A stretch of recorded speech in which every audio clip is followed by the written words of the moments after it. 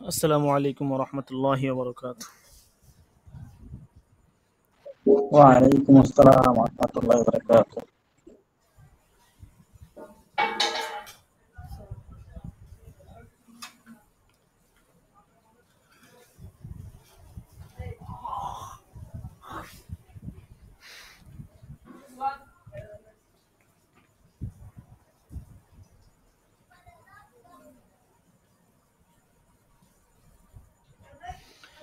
আমাদের তো সময় হয়ে গেছে অলরেডি, 5-7 মিনিট আরো লেট হয়ে গেছে, তো এখনো অনেকেই দরসে জয়েন হয় নাই।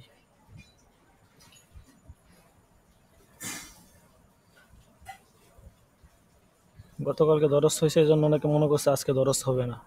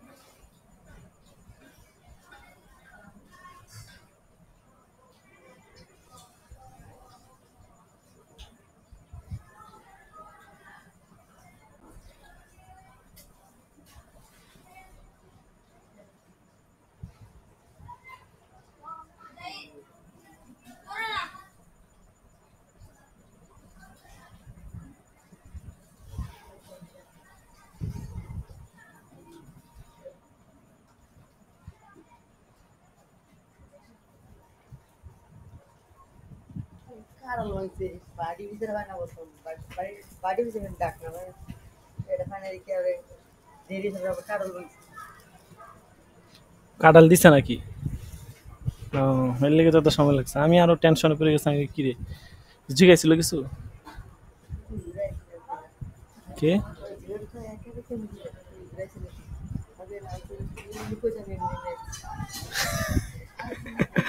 জুগারে।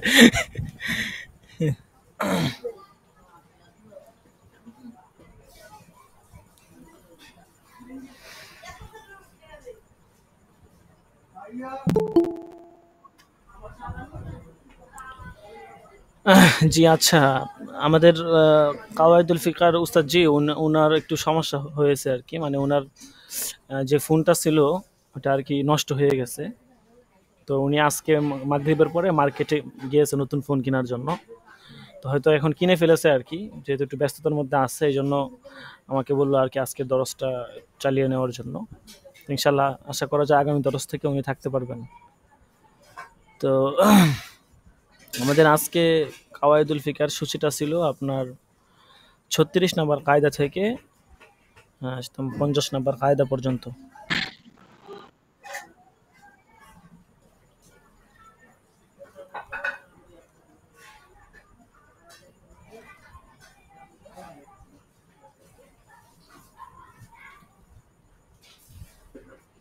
আচ্ছা, তো আমরা একটু সকলেই মনোযোগ দিয়ে ধরি।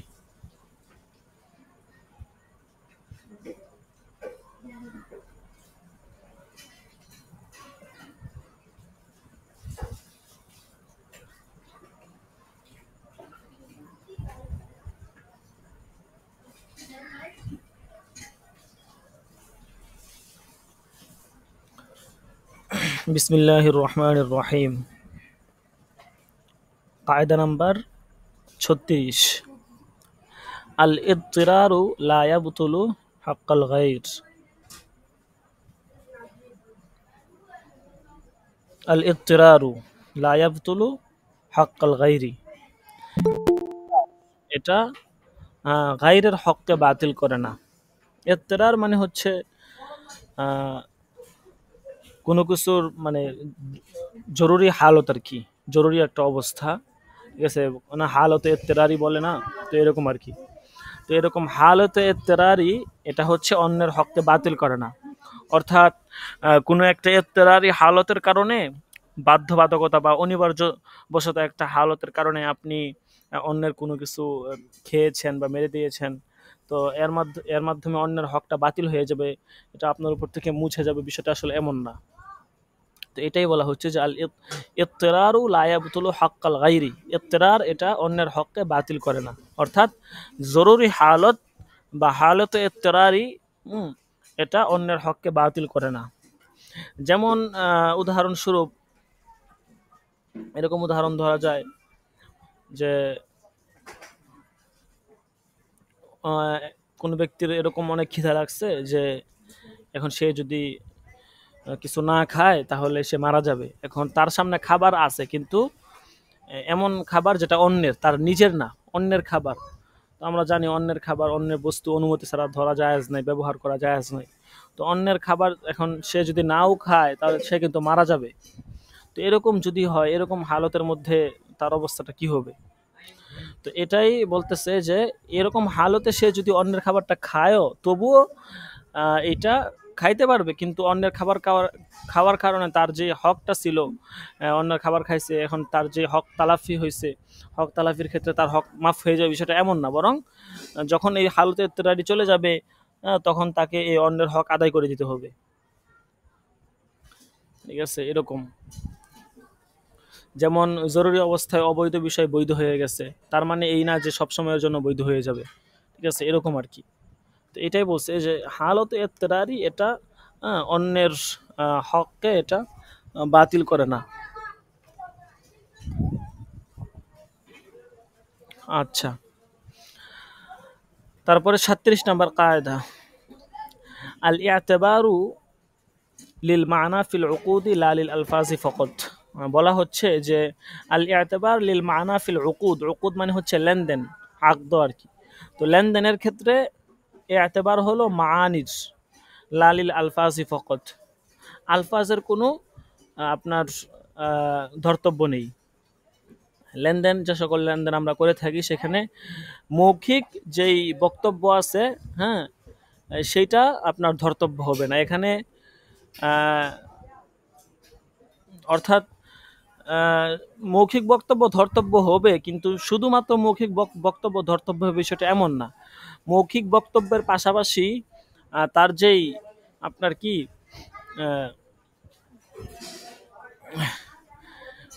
অঙ্গভঙ্গি আছে, ঠিক আছে, মাআনি আর কি, সেটাও ধর্তব্য।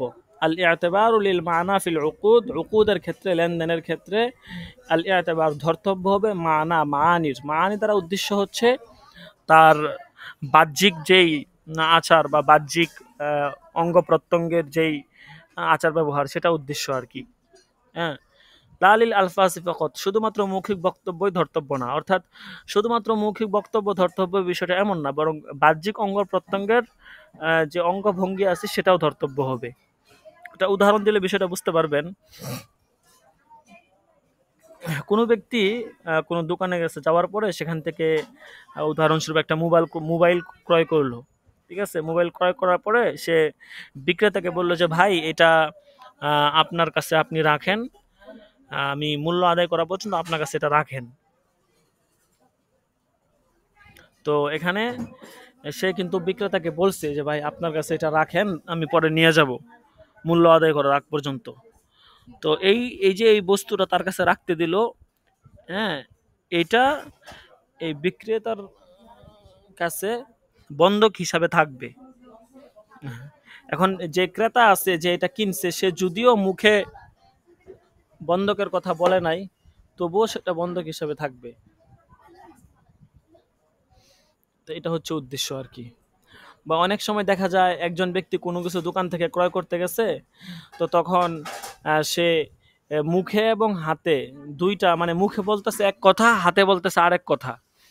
মানে মুখে বলতেছে যে ভাই আমাকে 1 কেজি চিনি দেন, আর ইশারা করছে 1 কেজি আটার দিকে। তাহলে সেই ক্ষেত্রে কোনটা ধর্তব্য হবে? তো বলা হচ্ছে যে শুধুমাত্র যে মুখেরটাই ধর্তব্য হবে তা না, বরং পরিস্থিতি বুঝে। এখন এখানে যেহেতু সে ইশারা করছে কির দিকে, আটার দিকে, তাহলে তার চোখ কিন্তু আটার দিকে গেছে এবং তার হাতটাও আটার দিকে, সেই দিকে লক্ষ্য করে তার ওই অঙ্গভঙ্গি যেটা আছে মানি, ওই মানিটাই ধর্তব্য হবে।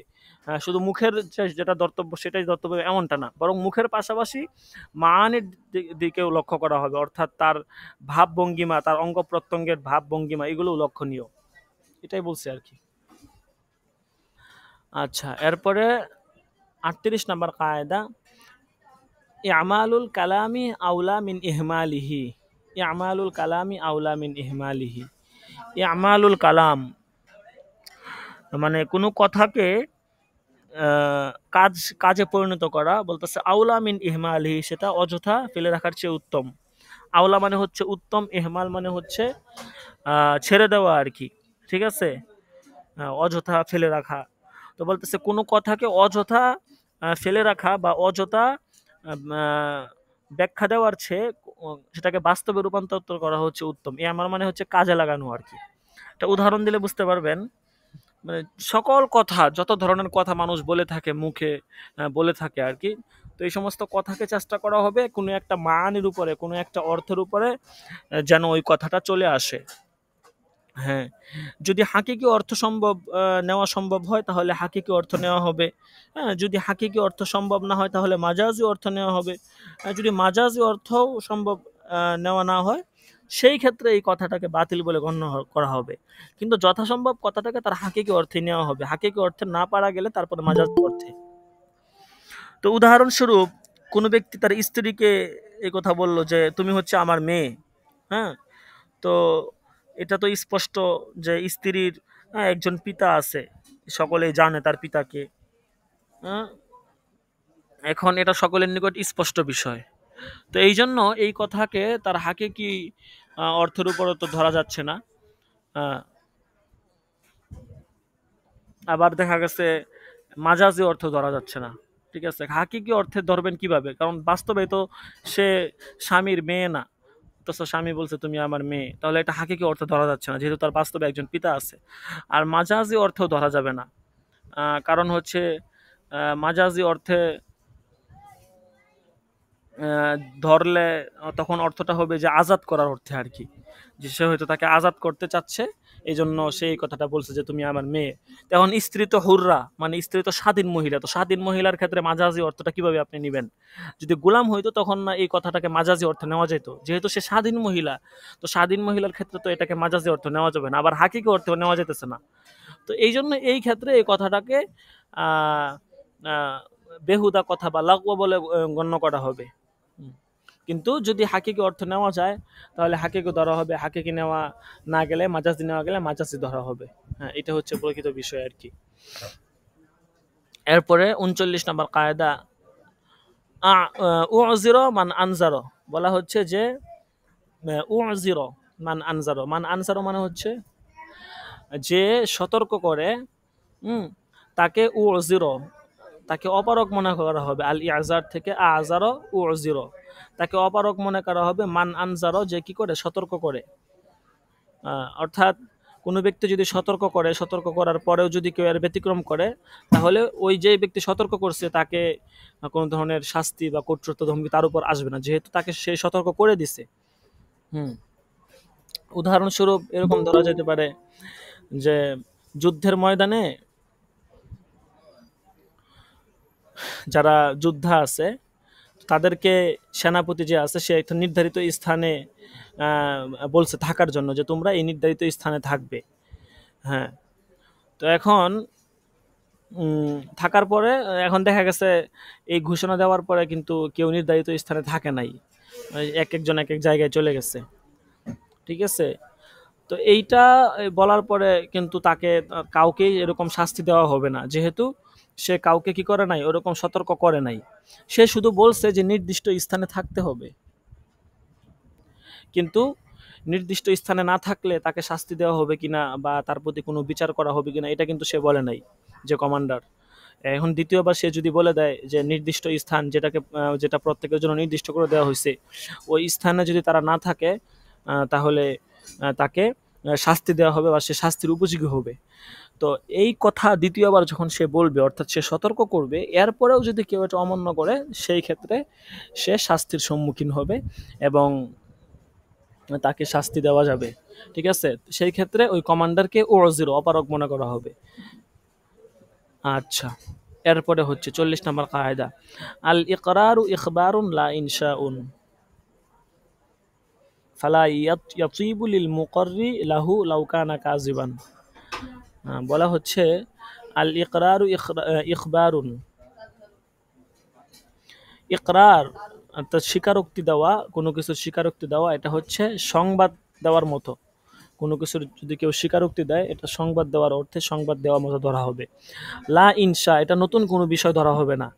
ফালা ইয়াতিবু লিল মুকররি লাহু, অতএব মুকর লাহু যে আছে, অর্থাৎ স্বীকারোক্তি দাতা, যে স্বীকারোক্তি দিয়েছে, বলতেছে লাউকানা,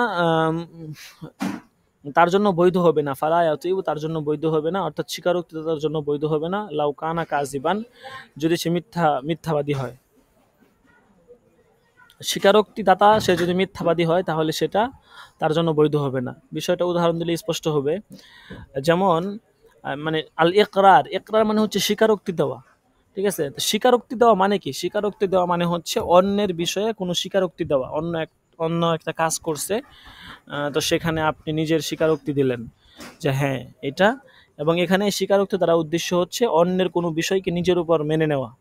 ঠিক আছে, ধরুন একজন বলল যে আমি অমুকের কাছে 100 টাকা পাই, তো সে বলল যে আচ্ছা ঠিক আছে, আমি মানলাম তুমি আমার কাছে 100 টাকা পাও। তো এটাকেই এখানে উদ্দেশ্য আর কি, যে সে অন্যের হকটাকে নিজের উপর টেনে নিল, স্বীকারোক্তি দিল। ঠিক আছে, তো বলতেছে এই বিষয়টা এটা খবরের মানজিলায়।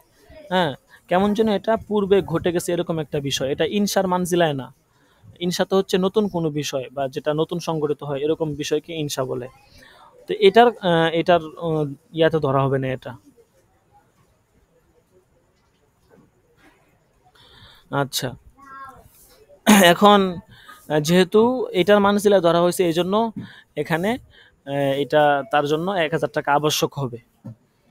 কিন্তু যদি ইনসার মানজিলায় ধরা হয়, তাহলে তো এটা নতুন নতুন সৃষ্ট খবর হবে। তো নতুন সৃষ্ট খবর যদি হয়, মানে নতুন সৃষ্ট বিষয় হয়, ইনসা হয়, তাহলে তো তার জন্য 1000 টাকা আবশ্যক হবে না। কারণ কেমন যেন এটা ফিল হাল এখনো ঘটেই নাই, তো যেটা ঘটেই নাই সেটা আবশ্যক হবে কিভাবে? এই জন্য ওইটা আবশ্যক হবে না, ওটা তার জন্য দেওয়া আবশ্যক না। এই বিষয়টাকে আরো স্পষ্টভাবে একটা উদাহরণের মাধ্যমে বোঝা যায়। সেটা হচ্ছে যে যদি কোনো ব্যক্তি এরকম স্বীকারোক্তি দেয়, হ্যাঁ, কোনো মুসলমান বলছে আরেকজনের ব্যাপারে যে অমুক ব্যক্তি আমার কাছে 1 কেজি কি পাবে, আপনার ওইরকম শুকুরের গোস্ত পাবে, সে বললো আর কি। ঠিক আছে, এখন এরকম স্বীকারোক্তি সে দিচ্ছে, বলতেছে তাহলে তার এই স্বীকারোক্তিটা কার্যকর করা হবে, তার এই স্বীকারোক্তিকে কার্যকর করা হবে। তো কেন কার্যকর করা হবে? যে সেই যে স্বীকারোক্তি দিয়েছে এটা হচ্ছে খবরের অন্তর্ভুক্ত। হ্যাঁ, কারণ এটা হচ্ছে পূর্ব থেকে কেমন যেন এটা আগেই সংগঠিত হয়ে গেছে।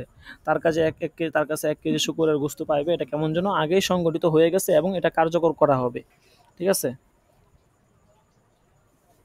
কিন্তু কেউ যদি বলে, ঠিক আছে, যে আমি 1 কেজি মদ বা 1 কেজি শুকুরের গোস্ত ক্রয় করব, ঠিক আছে, তাহলে এইটা ধরা হবে না। কারণ এটা হচ্ছে যে ক্রয় বিক্রয়, এটা হচ্ছে ইনসার মানজিলায়, নতুন সৃষ্ট বিষয়ের মানজিলায়।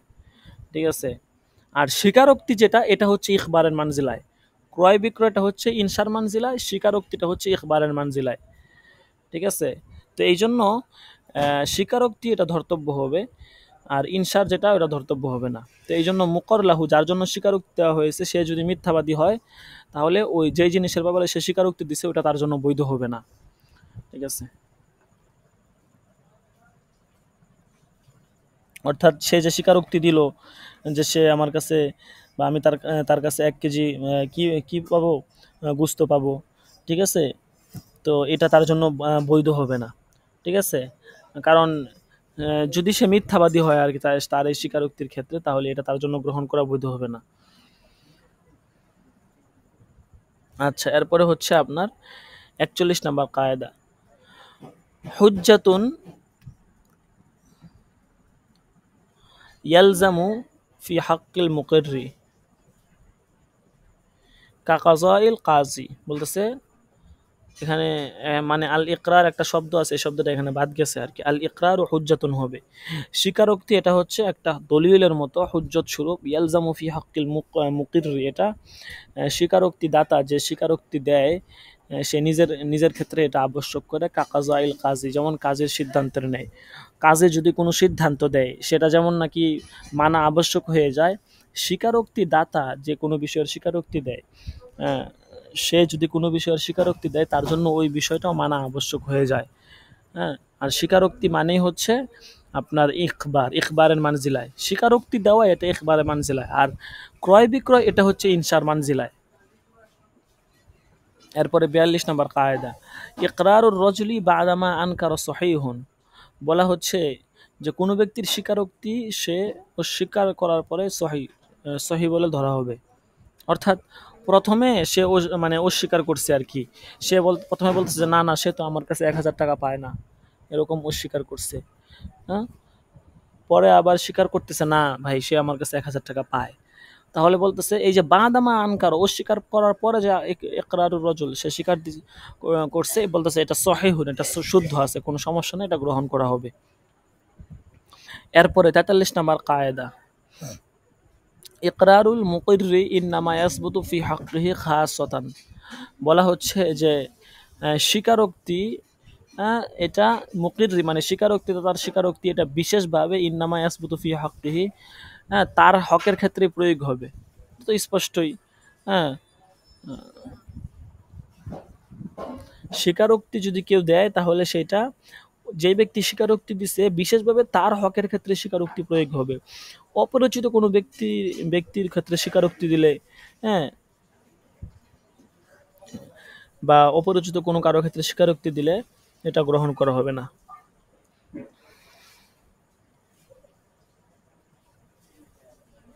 যেমন কোনো ব্যক্তি একজন অপরিচিত ব্যক্তিকে বা অপরিচিত কাউকে নিজের ভাই বোন বলে স্বীকারোক্তি দিল যে সে আমার ভাই, ঠিক আছে, বলতেছে এই ক্ষেত্রে যে এই যে অপরের ব্যাপারে স্বীকারোক্তি দিল, এটা এই স্বীকারোক্তির কারণে পিতা মারা যাওয়ার পরে তার যে ওয়ারিসের সম্পত্তি বন্টন হবে, এই বন্টনের ক্ষেত্রে ওই ব্যক্তি যাকে সে স্বীকারোক্তি দিছে সে আমার ভাই, সে কিন্তু সম্পত্তি পাবে না, যদিও তাকে স্বীকারোক্তি দেওয়া হয়েছে।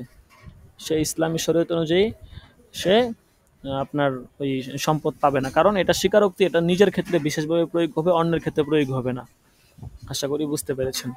তারপরে একরারুল মুকরাহি বাতিলুন, বলতেছে মুকরাহ ব্যক্তির একরার বাতিল, অর্থাৎ কারো কাছ থেকে যদি জোরপূর্বক স্বীকারোক্তি নেওয়া হয় এটা গ্রহণযোগ্য হবে না। কারো কাছ থেকে জোর করে বলা হয়েছে তুই স্বীকার কর যে অমুক তোর কাছে এত টাকা পায়, সে জোর করে স্বীকার করছে বলতে এটা গ্রহণ করা হবে না। এরপরে ৪৫ নম্বর কায়দা, আকবারুর রাই ফিমা লা ইউমকিনুল ওকুফ আলা হাকিকতি বিমানজিলাতিল হাকিকতি। বলা হচ্ছে যে আকবারুর রাই ফিমা লা ইউমকিনুল ওকুফ, ওকুফ মানে হচ্ছে যেটা, লা ইউমকিনুল ওকুফ মানে যেটা জানা যায় না, আলা হাকিকতিন হাকিকত অর্থাৎ বাস্তবতা জানা যায় না, বিমানজিলাতিল হাকিকতি হাকিকতের মানজিলায়। আকবারুর হ্যাঁ, বলতেছে রয় মানে মত আর কি, মতামত, এটা বড় একটা মত ধরা হবে, ফিমা ওই সমস্ত ক্ষেত্রে, যেই ক্ষেত্রে বাস্তবতাটা জানা যায় না, বিমানজিলাতিল হাকিকতি বলতেছে হাকিকতের ক্ষেত্রে, অর্থাৎ এমন বিষয়ের ক্ষেত্রে যেটা হচ্ছে মানে প্রবল ধারণা, ঠিক আছে, যেই বিষয়টার বাস্তবতা জানা যায় না ওই বিষয়ের ক্ষেত্রে প্রবল ধারণা এটা বাস্তবতার সমকক্ষ হবে আর কি। মানে একটা বিষয় এটার বাস্তবতাটা কি এটা আসলে জানা যাচ্ছে না, তো বলতেছে যেহেতু বাস্তবতাটা যদি জানা না যায় এই এমন বিষয়ের ক্ষেত্রে যেটা আকবারুর রায় মানে হচ্ছে আকবারুর রায় দ্বারা এখানে উদ্দেশ্য হচ্ছে প্রবল ধারণা, গালেবে গুমান, যেটা আর কি ওইটাকে বলা এখানে আকবরুর রায় দ্বারা গালেবে গুমান উদ্দেশ্য আর কি। তো এই গালেবে গুমান এটাকে বাস্তবতার মানজিলায় ধরা হবে, আর আকবরুর রাই বিমানজিলাতিল হাকিকতি এরকম আর কি ব্যাপারটা, ফিমা লা ইউমকিনুল ওকুফ আলা হাকিকতিন। হ্যাঁ, আকবরুর রাই বিমানজিলাতিল হাকিকতি, প্রবল ধারণাটা হাকিকতের মানজিলায় ধরা হবে কোন ক্ষেত্রে, ফিমা লা ইউমকিনুল ওকুফ আলা হাকিকতিন, যেই ক্ষেত্রে হাকিকত জানা যায় না, বাস্তবতাটা যেখানে জানাটা অসম্ভব সেখানে প্রবল ধারণাকে বাস্তবতার মানজিলায় ধরা হবে। উদাহরণ দিলে বিষয়টা স্পষ্ট হবে।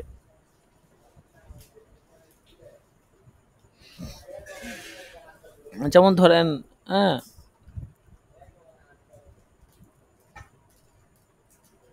ওই যে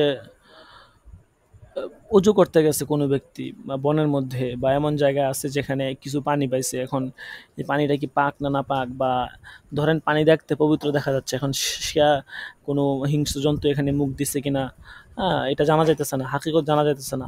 তো সেখানে প্রবল ধারণা ওর উপর আমল করা হবে, অর্থাৎ তার যদি প্রবল ধারণা হয় যে না এখানে কোনো প্রাণী মুখ দেয় নাই, পানিটা পবিত্র, তাহলে ওই জন্য আমল করা হবে।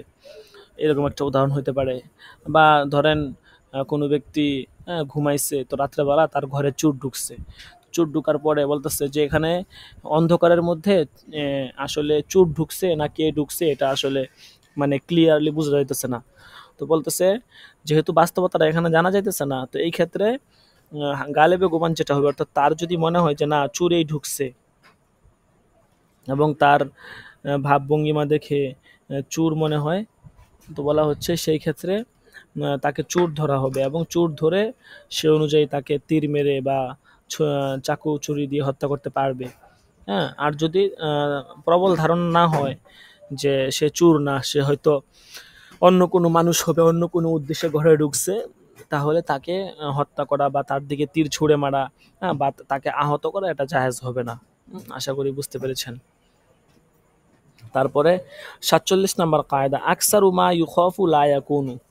এটা একদম সহজ কায়দা। বলা হচ্ছে যে অধিকাংশ সময় যেটার ভয় করা হয় সেটা লা ইয়াকুনু, সেটা ঘটে না। একটা বিষয়ের ভয় করা হয় যে এটা হয়তো ঘটবে, অথচ দেখা যায় এটা ঘটে না। ঠিক আছে?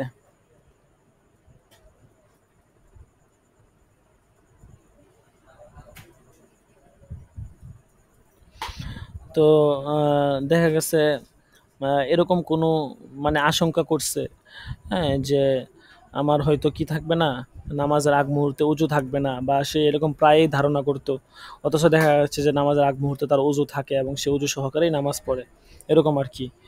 বা দেখা গেছে যুদ্ধের ময়দানে, হ্যাঁ, যেই সেনাবাহিনী আছে কমান্ডার, সে সৈনিকদেরকে বলল যে তোমরা এই পাশটাতে থাকবে, হুম, এই পাশে আক্রমণ আছে, শত্রুর ভয় আছে এই পাশে, অথচ দেখা গেছে যে এই পাশে শত্রু নেই, আক্রমণের ভয়, বাস্তবতায় আসলে এই পাশে আক্রমণের ভয় নেই। ঠিক আছে? তো এখানে কোনো ধরনের অজুহাত দেওয়া যাবে না, হ্যাঁ, যে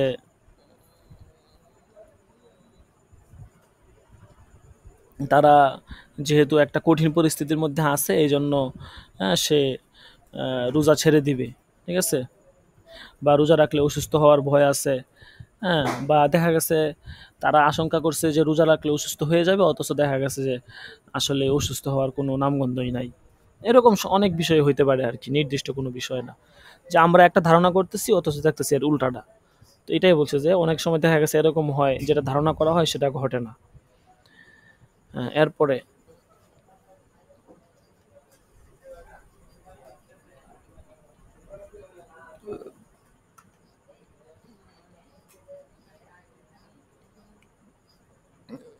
আল আমরু ইদা দক ইত্তাসা ওয়া ইদা ইত্তাসা দক। বলা হচ্ছে যে কোনো কাজ ইদা দক যখন কঠিন হয়ে যায়, ইত্তাসা তখন সেটা সহজ হয়ে যায় আর কি। ওয়া ইদা ইত্তাসা, আর যখন সেটা সহজ হয়ে যায়, দক তখন সেটা কঠিনতা চায়, কাঠিন্যতা চায় আর কি। বিষয়টা উদাহরণ দিলে একদম স্পষ্ট। যেমন কারো অনেক ক্ষুধা লাগছে এবং দেখা গেছে এখন যদি সে এই মুহূর্তে কোনো কিছু না খায় তাহলে মারা যাবে।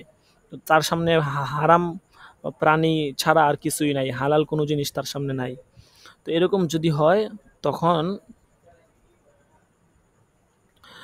বলা হচ্ছে যে তার জন্য এটা ইত্তাসা সহজ হয়ে যাবে, সে হারাম পানি প্রয়োজন পরিমাণ খেতে পারবে। ও ইদাত্তাসা আদক, আর যখন সহজ হয়ে যায় তখন এটা কাঠিন্যতা চায় আর কি।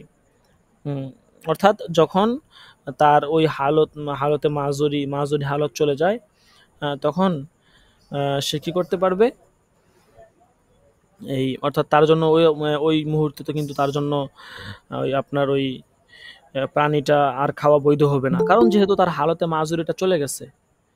তো হালতে মাজুরি যেহেতু চলে গেছে এই জন্য তখন তার জন্য ওইটা খাওয়া আর বৈধ হবে না। ঠিক আছে? যদি ওই হালতটা থাকতো তাহলে তার জন্য খাওয়াটা বৈধ হইতো। তো যেহেতু ওই হালতটা চলে গেছে, হ্যাঁ, তো এই জন্য তার জন্য বৈধ হবে না।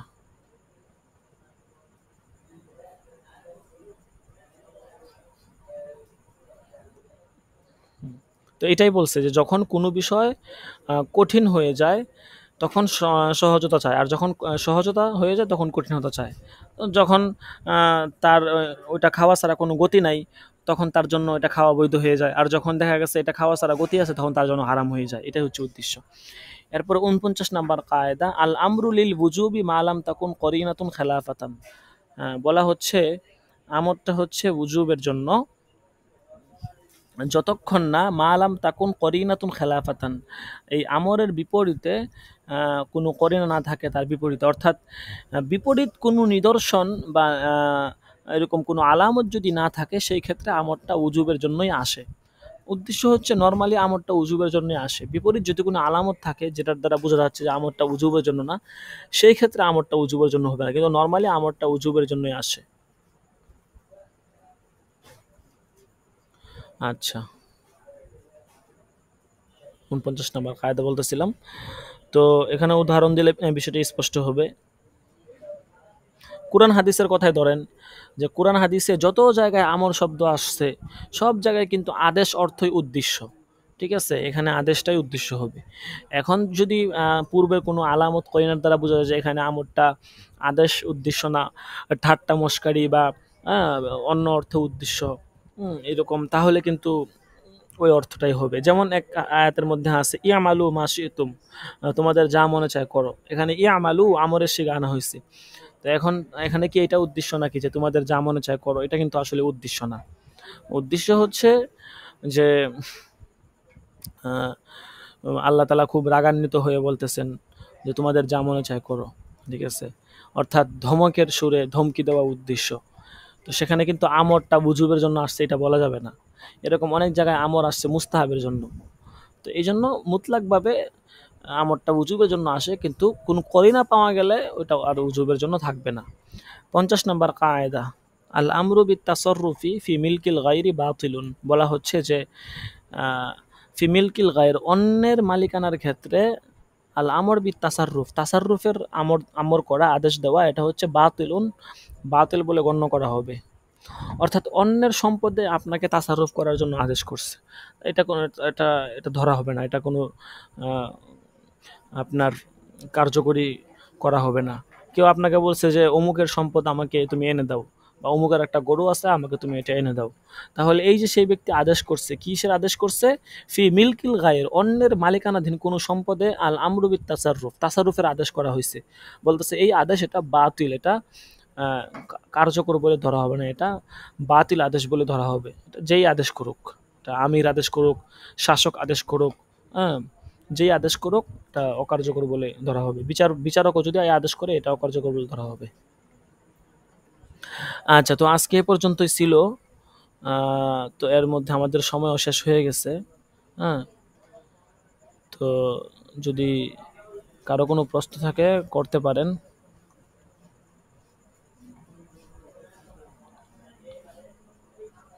আর আমাদের উস্তাদ যে উনি হয়তো চলে আসছেন, তো যদি কারো কোনো প্রশ্ন থাকে করতে পারেন, আর না হলে ইনশাল্লাহ উনি দরস করাবেন আর কি।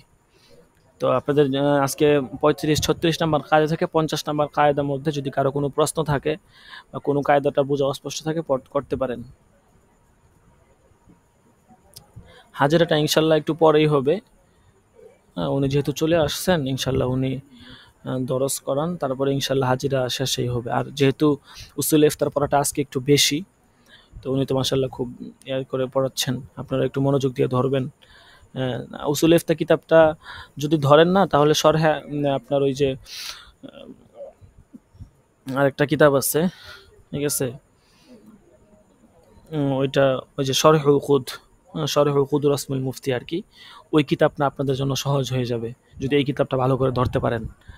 হ্যাঁ, আর ওই কিতাবের পড়াটা একটু কমই, তো এটা একটু মনোযোগ দিয়ে ধরতে হবে। আর এটা সহজ কিতাব, শুধু একটু মনোযোগ দিয়ে ধরবেন। আচ্ছা, ঠিক আছে, তো আজকে এই পর্যন্তই। তো ইনশাল্লাহ আমাদের উস্তাদ জি এখন দরস করাবেন।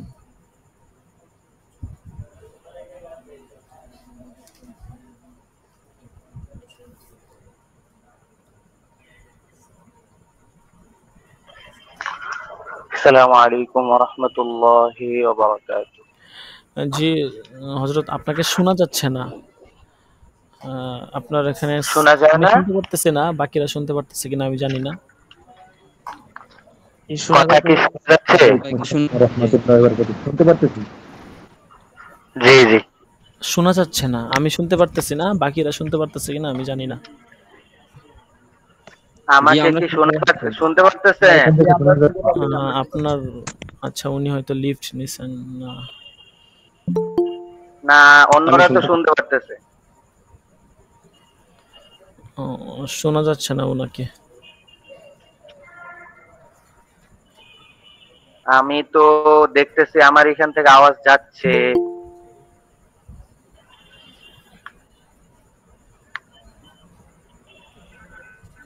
কথা কি শোনা যায় না? আমি শুনতে পারছি, আপনি উনি মনে হয় শুনতেছেন আর কি, আমরা শুনতেছি। ওনাকে আমি নক দিয়েছি, আমরাও শুনতে পাচ্ছি। ইনশাল্লাহ আশা করি উনি আমি উসুল ইফতা কিতাব আমি নতুন একটা পিডিএফ নামিয়েছি। আগের পিডিএফটার মধ্যে প্রচুর পরিমাণে ভুল, যার কারণে ওটা বারবার অনেক ধরতে আমাদের সমস্যা হচ্ছিল। তো নতুন কিতাব নামিয়েছি, আশা করি ইনশাল্লাহ এটা কোনো সমস্যা হবে না। তোমাদের উস্তাদ জি অন্য কথা আসলে জি সবাই উনি তো নতুন করে জয়েন শুনতেছে, হয়েছেন। আপনি তা শুনতেছেন না। অন্যরা শুনতেছে কিন্তু আমি তো অন্যদের হ্যাঁ, আমি তো শুনে। সবাই আচ্ছা, শুনতেছেন কি না? যদি শুনেন জি জি তাহলে আমি শুরু শোনা করছি। যাচ্ছে, শোনা যাচ্ছে, জি এখন জি শোনা যাচ্ছে, শুনতেছি। এখন শোনা যাচ্ছে। জি জি জি, আচ্ছা, জি ঠিক আছে, শুক্রিয়া। বিসমিল্লাহির রহমানির রহিম। আমাদের ওই দিনের শেষের দিকে আসে ইমাম মালিক রহমতুল্লাহ আলাইহির তাহাইয়ুবুস সালাফি লিল ফতোয়া। এক্ষেত্রে গিয়ে উনার দুইটা কওলের ব্যাপারে কথা বলা হচ্ছিল। وقال موسى ابن داود ما رأيت أحدا من العلماء أكثر أن يقول ما أحسن من مالك। হ্যাঁ, এটা একটা গেছিল। وقال ابن مهدي سأل رجل مالكا عن مسألة। যে এক ব্যক্তি ইমাম মালিক রহমতুল্লাহ আলাইকে এক মাসআলা সম্পর্কে জিজ্ঞাসা করলেন। ওয়া যাকারা আন্নাহু উরসিলা ফীহি মিন মাসিরাতি সিত্তাতা আশহুরিন মিনাল মাগরিব। আর তিনি উল্লেখ করলেন যে আমাকে প্রায় 600 কি মিন মাসিরাতি সিত্তাতা শাহরিন 6 মাস, মানে আমাকে মাগরিবের এমন জায়গা থেকে পাঠানো হয়েছে যেখান থেকে আমার আসতে সময় লাগছে হলো 6 মাস। 6 মাস দূরত্বের জায়গা থেকে আমাকে পাঠানো হয়েছে। ফাকালা লাহু, তারপরে তিনি তাকে বললেন, আখবিরিল্লাযী আরসালাকা আন্নাহু লা ইলমা লি বিহা। তুমি পৌঁছে গিয়ে তাদেরকে বলে দিবে যে আমার এ ব্যাপারে কোনো জ্ঞান নেই। ক্বালা ওয়া মান ইয়ালামুহা, তাহলে এখন ওই ব্যক্তি জিজ্ঞাসা করলো তাহলে এই মাসালা সম্পর্কে কে জানে? ক্বালা মান আল্লামাহুল্লাহ, তিনি বলে দিলেন যে আল্লাহ তাআলা যাকে জানিয়েছেন সেই জানে। ওয়াসআলাহু রাজুলুন আন মাসআলাতিন ইস্তাওদাআহু ইয়াহা আহলুল মাগরিব, আরেক ব্যক্তি তাকেও এরকম ভাবে প্রেরণ করেছে আহলেল মাগরিবের লোকেরা। তিনি সেই স্থান থেকে এসেছেন, এসে মালিক রহমতুল্লাহ আলাইহিকে জিজ্ঞাসা করেছেন। ফাকালা মা আদরি মাবতুলিনা বিহাদিহিল মাসআলাতি ফি বালাদিনা, যে মাসালা সম্পর্কে জিজ্ঞাসা করেছেন তিনি মালিক রহমতুল্লাহ আলাইহি উত্তর দিলেন যে আমি এই মাসালা সম্পর্কে জানি না, কারণ আমাদের দেশে এখনো এই মাসালা সম্পর্কে এই মাসালায় কেউ লিপ্ত হয়নি, মানে কেউ পড়েনি, এজন্য আমি জানি না। কিন্তু তিনি জানতেন, তারপর উত্তর দেননি। ওয়ালা সামি'না আহাদান মিন আশিয়াখিনা তাকাল্লামা বিহাযা, আর তিনি বলেন যে আমার কোন শায়েখদেরকেই আমি এই মাসালা সম্পর্কে কথা বলতে দেখিনি। ওয়ালাকিন তাউদ, কিন্তু তুমি ফিরে যাও, এই মাসালা সম্পর্কে যেহেতু তোমার আমার জানা নেই, তুমি ফিরে যাও। মা কানা মিনাল গাদি জাআহু ওয়া ক্বাদ হামালা সিকলাহু আলা বাগলাতিন يقودها فقال مسألتي فقال ما أدري ما هي فقال الرجل يا أبا عبد الله تركت خلفي من يقول ليس على وجه الأرض أعلم منك فقال مالك غير متوشح إذا رجعت فأخبرهم أني لا أحسن। এবার মূল ঘটনাটা শোনো কি বলতেছে। তো উত্তরে মালিক বললেন, উত্তর আমার জানা নেই, আমার দেশে এই মাসআলার সম্মুখীন এখন আমরা হইনি, আমাদের বড় বড় ওস্তাদদের মধ্যেও কাউকে এই বিষয়ে কোনো কিছু বলতে শুনিনি, তুমি যাও।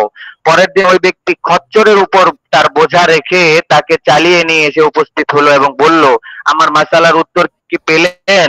ইমাম মালিক রহমতুল্লাহ আলাইহি বললেন, এর উত্তর বের করতে পারলাম না। তখন ওই ব্যক্তি বলল, হে আবু আব্দুল্লাহ, পিছনে অনেক লোকের মুখে এই কথা শুনে এসেছি যে জমিনের উপর আপনার চেয়ে বড় জ্ঞানী আর কেউ নেই। ইমাম মালিক নিঃসংকোচে বললেন, ফিরে গিয়ে ওদেরকে বলবে আমি ভালো জ্ঞান রাখি না। তারপরে তিনি কি বলে দিলেন যে তুমি যা বলে আসিও, বলিও তাদেরকে যে ইমাম মালিকের জ্ঞান নেই। হ্যাঁ, নিজেকে ছোট করলেন এবং ফতোয়া দেওয়ার ব্যাপারে নিজেকে কতটাই এটার থেকে পরহেজ রাখলেন। وسأله آخر فقال يا أبا عبد الله أجبني، فقال ويحك أتريد أن تجعليني حجة بينك وبين الله، أفأحتاج أنا أولا أن أنظر كيف خلاصي ثم أخلصك। হ্যাঁ, অন্য এক ব্যক্তি হযরত মালিককে মাসালা জিজ্ঞাসা করলো এবং বলল, হে আবু আব্দুল্লাহ, আমার জিজ্ঞাসার জবাব দাও। তখন ইমাম মালিক রহমাতুল্লাহ বললেন, তোমার ধ্বংস হোক, তুমি কি আমাকে তোমার এবং আল্লাহর মাঝে দলিল বানাতে চাও? বস্তুত প্রথমে আমি নিজেকে মুক্ত করার চিন্তা করব এবং তারপর তোমাকে মুক্ত করব। বুঝছো? قال ابن أبي حازم قال مالك إذا سألك إنسان عن مسألة فابدأ بنفسك فاحرزها। হযরত ইবনে হাজিম রাহমাতুল্লাহ বলেছেন যে মালিক বলেন, কোন মানুষ যখন তোমাকে কোনো মাসালা জিজ্ঞাসা করে তখন তুমি আগে নিজের চিন্তা করো এবং নিজেকে বিরত রাখো, অর্থাৎ জরুরি না হলে উত্তর দিও না। وقال خالد بن خراش قدمت من العراق على مالك ب40 مسألة فما أجابني منها إلا في 5। যে আমি ইরাক থেকে ইমাম মালিকের কাছে আসলাম 40টি মাসালা নিয়ে, তিনি শুধুমাত্র 5টির উত্তর দিয়েছেন। وقال مالك سمعت ابن هرمز يقول ينبغي أن يورث العالم جلساءه قول لا أدري حتى يكون ذلك أصلا في أيديهم يفزعون إليه، فإذا سئل أحدهم عما لا يروي قال لا أدري। হযরত খালিদ ইবনে খিরাশ রাহমাতুল্লাহি আলাইহি বলেছেন যে আমি ইরাক থেকে, এটা তো গেলই, হযরত মালিক রাহমাতুল্লাহ বলেছেন যে আমি হযরত হুরমুজকে এই কথা বলতে শুনেছি যে আলেমদের উচিত স্বীয় সহচর বা শাগরেদদেরকে আমি জানি না এই অভিব্যক্তির ওয়ারিশ বানিয়ে যাওয়া, যাতে এক সময় তাদের মাধ্যমে এটা মূলনীতিতে পরিণত হয়ে যায় এবং সবাই এর আশ্রয় নেয়। এরপর তাদের কাউকে যদি এমন বিষয়ে জিজ্ঞাসা করা হয় যার উত্তর পূর্বে দেওয়া হয়নি, তখন সে বলবে আমি জানি না, লা আদরি। وقال ابن وهب كان مالك يقول في أكثر ما يسأل عنه لا أدري। ইবনে ওয়াহব থেকে বর্ণিত, তিনি বলেন ইমাম মালিক রহমাতুল্লাহ আলাইহির অধিকাংশ মাসালার ক্ষেত্রে তিনি বলতেন যে আমি জানি না, তাকে যেটা জিজ্ঞাসা করা হতো। قال عمر بن يزيد فقلت لمالك في ذلك فقال يرجع أهل الشام إلى شامهم وأهل العراق إلى عراقهم وأهل مصر إلى مصرهم ثم لعلي أرجع عما উফতিতুহুম বিহি হবে। ওমর ইবনে ইয়াজিদ বলেন আমি ইমাম মালিক রাহমাতুল্লাহ আলাইহিকে ব্যাপারে জিজ্ঞাসা করলাম যে কেন আপনি এমনটি করেন, যারাই আসে আপনি উত্তর দেন না। তখন তিনি বললেন যে শামবাসী শাম দেশে ফিরে যাবে, ইরাকবাসী ইরাক দেশে ফিরে যাবে, মিশরবাসী মিশর দেশে ফিরে যাবে, কিন্তু দেখা যাবে আমি যে মাসআলা বলেছিলাম ওই মাসআলা থেকে কোনো কারণে আমি রুজু করেছি, কিন্তু এই খবর আমি তাদের কাছে পৌঁছাইতে পারবো না, এই জন্য আমি এর থেকে কি থাকি, বিরত থাকি। قال فأخبرت بذلك الليث فبكى। আমি খবরটা ইমাম লাইস ইবনে সামারকান্দ থেকে তার কাছে এই খবরটা পৌঁছাইলেন যে ইমাম মালিক রাহমাতুল্লাহ আলাইহি এমন করে থাকেন। তিনি বললেন যে এমন, তিনি এই কথা শুনে তার এই পরহেজগারিতা শুনে কেঁদে দিলেন। وقال مالك والله أقوى من الليث أو نحو هذا। ইমাম মালিক রাহমাতুল্লাহ আলাইহি বলে উঠলেন, আল্লাহর কসম, ইমাম লাইস থেকে ইমাম মালিকের জ্ঞান অনেক বেশি শক্তিশালী, অথবা এই ধরনের কথা বললেন। তারপরেও তিনি বললেন, মানে এটা বুঝাইলেন যে দেখো ইমাম লাইসের থেকে তিনি কত বেশি পরহেজগার। قال ابن وهب سألت مالكا في 30,000 مسألة نوازل في عمره। আমি তাকে 30,000 মাসআলা কাকে ইমাম মালিক রাহমাতুল্লাহ আলাইহিকে জিজ্ঞাসা করেছিলাম, যেটা তার যুগে অবতীর্ণ হয়েছে, অবতীর্ণ মানে তার যুগে ঘটিত, মানে সংগঠিত হয়েছে, এমন মাসআলাই জিজ্ঞাসা করলাম। فقال في ثلثها أو شطرها ما شاء الله منها لا أحسن ولا أدري। বলতেছে যে তিনি যে 30,000 মাসালা যে জিজ্ঞাসা করেছি তার মধ্যে 3 ভাগের 1 ভাগ বা তার চেয়েও কিছু কম বা বেশি অংশের জিজ্ঞাসার জবাবে তিনি উক্তি করেছেন আমি এটা ভালোভাবে বলতে পারবো না, কিংবা বলেছেন আমার জানা নাই। দেখেছো কত পরহেজগারিতা। হ্যাঁ, এরপরে দেখো وقال بعضهم اذا قلت انت يا ابا عبد الله لا ادري فمن يدري قال ويحك ما عرفتني وما انا واي شيء منزلتي حتى ادري ما لا تدرون ثم اخذ يحتج بحديث ابن عمر يقول لا ادري فمن انا وانما اهلك الناس العجب وطلب রিয়াসাতি বা রাআসাতি, রিয়াসাতি সুন্দর কথা, রিয়াসাতি। এটার কি বলতেছে দেখো, কথাটা জৈনক ব্যক্তি প্রশ্ন করে ফেললো, হে আবু আব্দুল্লাহ আপনি যদি বলেন যে আমার জানা নাই তাহলে কার জানা আছে? উত্তরে হযরত ইমাম মালিক রাহমাতুল্লাহ আলাইহি বললেন, তোমার ধ্বংস হোক, আমার সম্পর্কে তুমি কি জেনেছো? আমি কি, আমার কি মাকাম ও আমার কি অবস্থান তোমরা তো তা জানো না। তোমরা যা জানো না তা আমার জানা থাকবে। হ্যাঁ, তোমরা যা জানো না তা আমার জানা থাকবে। এইভাবে কথা, তোমরা যা জানো না তা আমার জানা থাকবে। তখন ইমাম মালিক রাহমাতুল্লাহ সেই উক্তির সপক্ষে সাহাবী হযরত ইবনে ওমর রাদিয়াল্লাহু তাআলা উক্তির উদ্ধৃতি দিয়ে বললেন, ইবনে ওমর রাদিয়াল্লাহু তাআলা আনহু যেখানে বলতেন আমার জানা নেই, সেখানে আমি কে? হ্যাঁ, সেখানে আমি কে? মানে ইমাম ইবনে ওমর সাহাবী, তিনি সেখানে বলতেন যে আমার জানা নাই, তাহলে তা একজন সাহাবীর বিপক্ষে, সাহাবীর বিপরীতে আমি তো একজন নগণ্য তাবেঈ, তার কাছে আমি কিভাবে বলতে পারি? হ্যাঁ, সেই হিসাবে উনি বলতেছেন যে আমি কে, তোমরা আমার খবর রাখো না। হ্যাঁ, নিশ্চয়ই আত্মগম্ভীরতা ও নেতৃত্বের কামনা মানুষকে ধ্বংস করেছে, আর খুব সংখ্যক মানুষই এর থেকে মুক্ত। অর্থাৎ বুঝাইলো যে মানুষ আজকাল নেতৃত্ব ঠিক রাখার জন্য, নিজের পদ ঠিক রাখার জন্য, ওয়াইন্নামা আহলাকান নাস আল উজুবু ওয়া তালাবুর রিয়াসা, বলতেছে যে মানুষকে আত্মগম্ভীরতা বা মানুষের নিজের পরিচয় ঠিক রাখা, মানুষের পদ ঠিক রাখার জন্য মানুষ আজকে ধ্বংসের দিকে। দেখা যায় যে তালাকের মাসালার ক্ষেত্রে তালাক হয়নি সেখানে তালাক বলে দেয়, অথবা এমন হয়ে যায় তালাক হয়ে গেছে সেটাকে তালাক না হয়নি, মানে তালাক তোমার হয়নি এটা বলে দেয়। তো এগুলো কেন করে? তার পদকে ঠিক রাখার জন্য, নিজের মানজিলাকে মানুষের কাছে পৌঁছানোর জন্য। ওয়াহাদা ইয়াগমাহাল্লু আন কালিলিন ওয়াকালা মুসআব, তা বোঝা গেল যে নিজের পদকে ঠিক রাখার জন্য মানুষ এসব করে থাকে, আর খুব সংখ্যক মানুষই এর থেকে মুক্ত। ইয়াগমাহাল্লু অর্থ হলো মুক্ত, বুঝছো? এই পথ থেকে, মানে এই অবস্থান থেকে মানুষ খুব কমই বেঁচে থাকতে পারে। ওয়াহাদা ইয়াগমাহাল্লু আন কালিলিন। وقال مصعب سئل مالك عن مسألة فقال لا أدري فقال له السائل إنها مسألة خفيفة سهلة وإنما أردت أن أعلم بها الأمير وكان السائل ذا قدر فغضب مالك وقال مسألة خفيفة سهلة ليس في العلم شيء خفيف أما سمعت قول الله تعالى إنا سنلقي عليك قولا ثقيلا فالعلم كله ثقيل وبخاصة ما يسأل عنه يوم القيامة। এক ঘটনা, সুন্দর একটা ঘটনা বলছে যে ইমাম মুসআব বলেন যে ইমাম মালিক রহমাতুল্লাহ আলাইহি এক মাসালা সম্পর্কে জিজ্ঞাসা করা হলো, তিনি বলে উঠলেন আমি জানি না।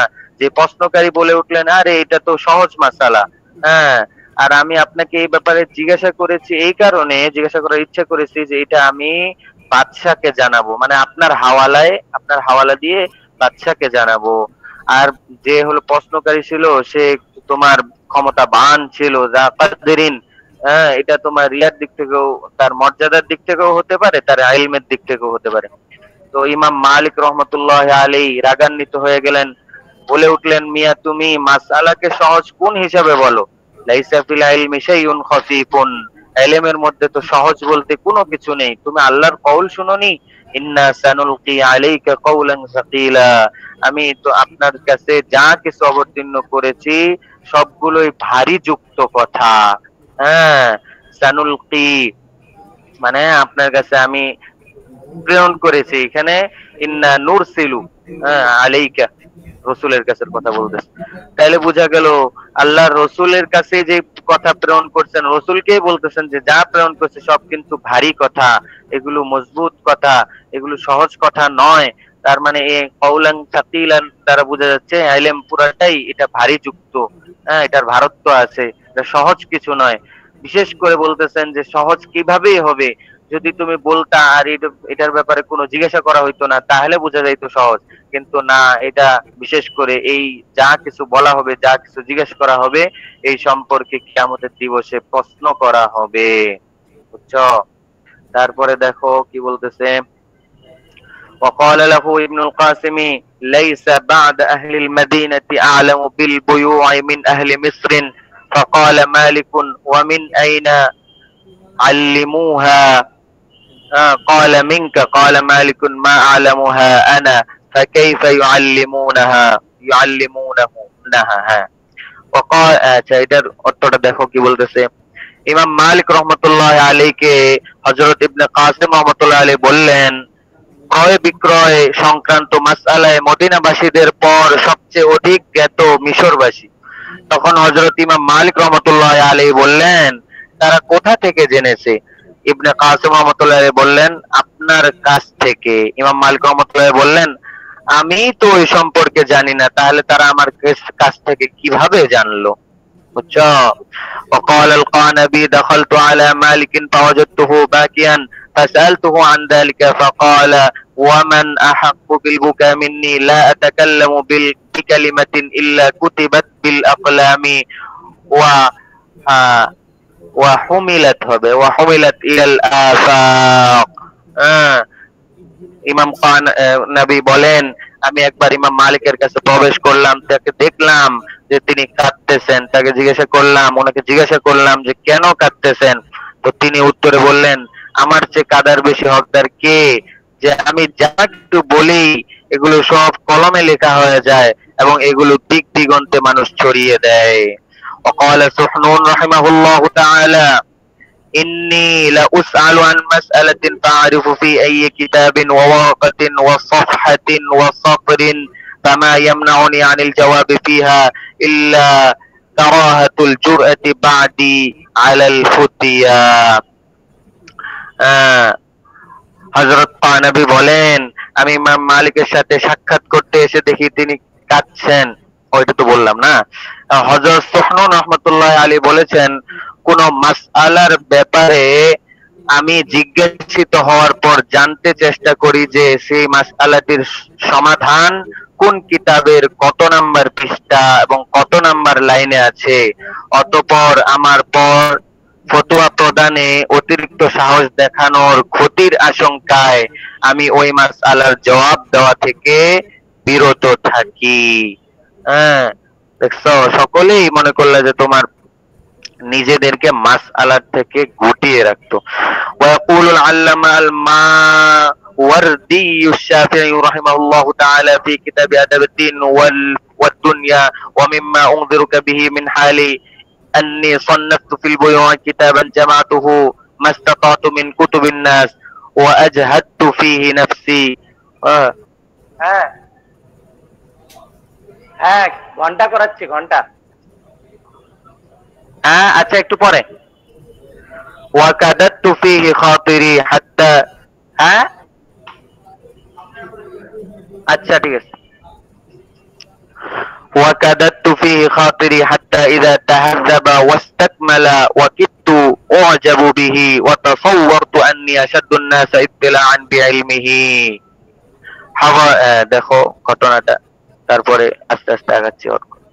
আল্লামা মাওয়ারদি আদাবুদ্দিন ও দুনিয়া কিতাবে বলেছেন, তোমাকে যেসব কারণে সাবধান করছি তার মধ্যে একটি হলো আমার অবস্থা যে ক্রয় বিক্রয় সংক্রান্ত মাসআলা বিষয়ে একটি কিতাব রচনা করেছি তাতে বিভিন্ন লেখকদের কিতাবসমূহ থেকে সংশ্লিষ্ট বিষয়ের মাসআলাগুলো যতটা পেরেছি জমা করেছি। এ কাজে অবিরাম শ্রম দিতে দিতে অন্তর ক্লান্ত হয়ে গেছে। অবশেষে যখন কি নেন, আচ্ছা দেখেন তো তারা, অবশেষে যখন রচনাটির সংশোধন ও পরিমার্জনের কাজ শেষ প্রান্তে এসে পৌঁছলো, রচনাটি দেখে খুব পুলকিত হতে লাগলাম এবং সংশ্লিষ্ট বিষয়ে নিজেকে সবচেয়ে বেশি জ্ঞানী ভাবতে লাগলাম। তখন দুজন বেদুইন আমার নিকট উপস্থিত হয়ে আমাকে এক ক্রয় চুক্তির ব্যাপারে জিজ্ঞেস করলো যে চুক্তি তারা তাদের নিবাস ভূমি মরুপ্রান্তরে সম্পাদন করেছে এমন কতিপয় শর্তের ভিত্তিতে, যার মধ্যে 4টি মাসালা অন্তর্ভুক্ত রয়েছে, আর আমি তার মধ্যে একটি মাসালারও সমাধান জানি না। দেখছো, আমি তখন মাথা নিচু করে ভাবতে লাগলাম এবং আমার তাদের অবস্থার শোচনীয়তা অনুভব করলাম। তারা বলল, আমরা যে বিষয়টি আপনার কাছে জিজ্ঞেস করেছি তার উত্তর কি আপনার জানা নাই, অথচ আপনি হলেন এই দলের নেতা? আমি বললাম, না, এর উত্তর আমার জানা নাই। তখন তারা তিরস্কার স্বরে বলল, লাঞ্ছনা হোক আপনার। অতঃপর তারা আমার কিট থেকে ফিরে গেল এবং এমন ব্যক্তির শরণাপন্ন হলো আমার অনেক শাগরেদেরও এলেমের ক্ষেত্রে তার অগ্রগামী। তারা তার কাছে জিজ্ঞাসার উত্তর চাইতেই অতি দ্রুত সে তাদেরকে সন্তোষজনক উত্তর প্রদান করলো। তারা আনন্দ চিত্তে সে উত্তর নিয়ে তার প্রশংসা করতে করতে ফিরে গেল। এটা ছিল আমার জন্য হুঁশিয়ারি ও সাবধানী উপদেশ। তাদের সামনে নফসের কর্তৃত্ব লাঞ্ছিত হলো এবং আত্মগম্ভীরতার ডানা নুয়ে পড়লো। মানে দেখো, তিনি ঘটনাটা আনে বুঝাইলেন যে তিনি আগে একটা কিতাব লিখলেন, বুইওয়ার কিতাব লেখার পরে, আমি আগে তোমাদেরকে বাংলাটা বলে নিচ্ছি, তারপরে আরবির এবারটা পড়ে দিব। বুইওয়ার কিতাব লেখার পরে তিনি বললেন যে যাক, বাহ, একটা বড় কাম করে ফেলছি। এখন একদল লোক তাদের কাছে, ওনার কাছে আসে, 4টা মাসালা সম্পর্কে জিজ্ঞাসা করছে বুইওয়ারই, কিন্তু তিনি একটারও উত্তর জানেন না। তখন তিনি বললেন যে দেখো, এটা আমার জানা নেই। তো তখন তারা মানে কথাটা এইভাবে বুঝাইতে চাইল যে আপনি তাহলে কি কিতাব লিখলেন, বুইও সম্পর্কে কিতাব লিখলেন, এই সম্পর্কে আপনার জানা নেই। তারপরে তিনি কি করলেন, ওই যারা ছিল তারা কি করলো, তারা তখন তারই শাগরিদের কাছে এই মাসালার উত্তর পেয়ে গেল। তখন তিনি এমন লাঞ্ছিত হইলেন, মনে মনে ভাবলেন, আল্লাহ, এটা কি করলাম। তার মানে বোঝা গেল ইলমের ক্ষেত্রে কোনোভাবে গর্ব করা, ফতোয়া দিয়ে নিজেকে বড় মনে করা যে আমি এটার উত্তর দিতে পারছি, এটা কখনোই করা যাবে না। দেখো, এবারটা পড়ে দিই। وتصورت أني أشد الناس اطلاعا بعلمه حضرني وأنا في مجلسي عربيان فسألاني عن بيع عقداه في البادية على شروط تضمنت 4 مسائل ولم أعرف لشيء منها جوابا، فأطرقت مفكرا وبحالي وحالهما معتبر، فقال أما عندك فيما سألناك جواب وأنت زعيم هذه الجماعة؟ فقال لا. فقال إياها لك وانصرف. ثم أتيا من قد يتقدمه في العلم كثير من أصحابه فسألاه فأجابهما مسرعا بما أقنعهما، فانصرف عنه راضيين بجوابه حامدين لعلمه، فكان ذلك زاجر نصيحة ونذير عظة تذلل لهما قياد النفس وانخفض لهما جناح العجب। তো বুঝতে পারছো, তাহিউল সালাফের পড়া শেষ হলো। এরপরে দেখো মানাহিজুল ফাতওয়া ফিস সালাফি। এখন আসতেছে ফতোয়া প্রদানে সালফে সালেহিন দের কর্মপন্থা, অর্থাৎ রাসূল সাল্লাল্লাহু আলাইহি ওয়াসাল্লামের যুগে ফতোয়া দেওয়ার কর্মপন্থাটা কেমন ছিল। দেখো কথা, أول من قام بمنصب الإفتاء سيد المرسلين وخاتم النبيين صلى الله عليه وسلم। সর্বপ্রথম যিনি ইফতার পদে অর্থাৎ ফতোয়া প্রদানের পদে সমাসীন হয়েছেন, ফতোয়া প্রদানের পদে আসীন হয়েছেন, তিনি হলেন সর্বশেষ নবী, সকলের সর্দার এবং সর্বশেষ নবী হযরত মুহাম্মদ সাল্লাল্লাহু আলাইহি ওয়াসাল্লাম। وكان يفتي عن الله سبحانه وتعالى بوحيه المبين, আর তিনি ফতোয়া দিতেন একেবারে ডাইরেক্ট আল্লাহ তাআলার পক্ষ থেকে স্পষ্ট ওহীর মাধ্যমে। وكانت فتاواه عليه الصلوات والسلام جوامع الأحكام, আর ওনার ফতোয়ায় শরীয়তের বিভিন্ন বিধিবিধান নিহিত থাকতো। একটা ফতোয়ার মধ্যে বিভিন্ন বিধিবিধান কি থাকতো? নিহিত থাকতো। وهي أكبر مأخذ للشريعة الإسلامية بعد القرآن الكريم, আর এগুলোই কোরআনের পর ইসলামী শরীয়তের সবচেয়ে বড় উৎস। তোমাকে সর্বপ্রথম মাসআলা ঘাটার ক্ষেত্রে রাসূলের মানহাজ, রাসূলের আকওয়াল তালাশ করতে হবে। এইজন্যই বলছে কোরআনের পর ইসলামের শরীয়তের মূল মানবা হলো এই আল্লাহর রাসূলের ইফতা। বুঝছো? এরপরে দেখো وكانت الصحابة رضوان الله عليهم أجمعين يحفظونها في الصدور والزبور كما تقرر في مبحث تدوين الحديث وكتابته, আর রাসূল সাল্লাল্লাহু আলাইহি ওয়াসাল্লাম এর যুগে সাহাবায়ে কেরাম রাদিয়াল্লাহু তাআলা আনহুম এগুলোকে সংরক্ষণ করতেন। উনি যা বলতো কিভাবে সংরক্ষণ করতেন? এক নম্বর ফিস সুদূর, সুদূর মানে হলো বক্ষে, অন্তরে। দুই নম্বর হলো ওয়াজ্জাবুর, খাতাপত্রে। লেখেও সংরক্ষণ করতেন এবং অন্তরেও। বুঝছো ব্যাপারটা? বিসসুদূর ওয়াজ্জাবুর কামা তাকাররারা ফি মাবহাথি তাদওয়িনিল হাদিস ওয়া কিতাবাতিহি, যে ব্যাপারটা তোমার তাদওয়িন হাদিসের আলোচনায় স্পষ্ট হয়েছে এবং তাদওয়িন হাদিসের যে হাদিস সংকলন ও লিপিবদ্ধকরণের যে আলোচনা আছে, ওই আলোচনায় বিষয়টি সুস্পষ্ট করা হয়েছে। বুঝছো?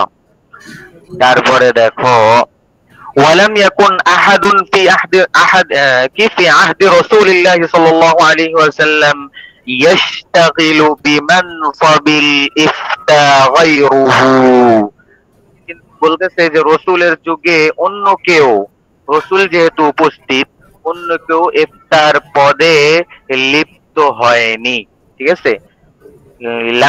লাম ইয়াকুন ইয়াশতাগিল, আর কি লাম ইয়াকুন আহাদুন ইয়াশতাগিল বিমানসাবিল ইফতা গায়রুহু গায়রুন নবী সাল্লাল্লাহু আলাইহি ওয়াসাল্লাম। তারপরে দেখো غير أنه عليه الصلاة والسلام ربما فوض أمر الإفتاء أو القضاء إلى بعض أصحابه, তবে রসুল কখনো কখনো ইফতার কাজটাকে, বিচারকের কাজটাকে কোন সাহাবীর কাছে হস্তান্তর করেছেন। যেহেতু রসুলের কাছ থেকে সে শিখছে, এই হিসাবে তার কাছে কি করছেন? হস্তান্তর করেছেন। وَلَعَلَّهُ لِيُمَرِّنَهُمْ عَلَى الْإِجْتِهَادِ وَالْإِسْتِنبَاطِ, বলছে এই কাজটা রসুল কেন করেছেন? যাতে করে ওই সাহাবী ইজতিহাদ করার উপরে এবং মাসআলা নির্গত করার উপরে সক্ষম হয়। তামরিনের জন্য এই কাজটি করেছেন। মিসলা মা রাওয়াহুল হাকিম আন আব্দুল্লাহ ইবনে আমর রাদিয়াল্লাহু তাআলা আনহুমা, যেমনটি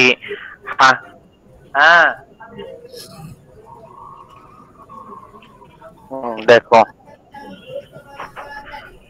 হাকিম আন আব্দুল্লাহ ইবনে আমর এখান থেকে বর্ণিত, তিনি বলেন আন্না রাজুলাইনি ইখতাসামা ইলা নবী সাল্লাল্লাহু আলাইহি ওয়াসাল্লাম, দুই ব্যক্তি তোমার বিচার কার্য নিয়ে এক বিচার নিয়ে রাসূলের দরবারে এসেছেন।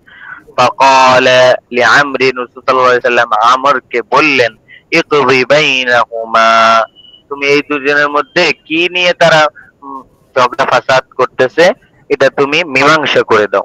ফাকালা আকদি বাইনাহুমা ওয়া আনতা হাযিরুন ইয়া রাসূলুল্লাহ, তিনি বলে উঠলেন হে আল্লাহর রাসূল, আমি ফয়সালা করব অথচ আপনি উপস্থিত আছেন।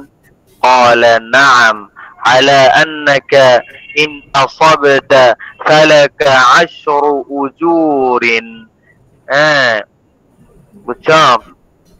তিনি কি বললেন যে আপনি উপস্থিত থাকা অবস্থায় এই ব্যাপারে আমি ফয়সালা করব?